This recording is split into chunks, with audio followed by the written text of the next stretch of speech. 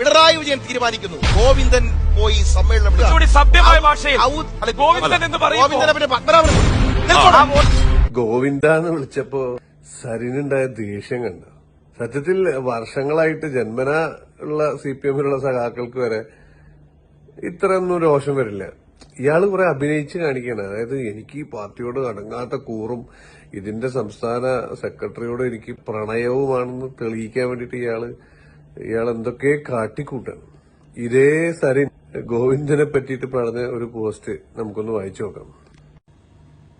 പുതുപ്പള്ളി തെരഞ്ഞെടുപ്പ് LDF സർക്കാരിന്റെ വിലയിരുത്തലാണെന്ന് പറയുന്നത് അല്പത്തരമാണെന്ന് രോഷത്തോടെ പ്രസ്താവിക്കുന്നതിന് പകരം നേരെ AKG സെന്ററിലേക്ക് ചെന്ന് ആ അശ്ലീല ഗോവിന്ദന്റെ ചെവിക്കല്ല് നോക്കിയൊന്ന് കൊടുക്ക്. പിണറായി വിജയൻ എന്ന ബോധം നശിച്ച് അശക്തനായി തീർന്ന ഗുണ്ടയെ പൊതുമധ്യത്തിൽ ഇതുപോലെ വിചാരണ ചെയ്യാൻ അവസരമുണ്ടാക്കിയത് കൂടെ നിന്ന് പണിയുന്ന ഗോവിന്ദൻ തന്നെയാണ്. എന്നാലും 1.5 മാസം കൊണ്ടുണ്ടായ മാറ്റേ.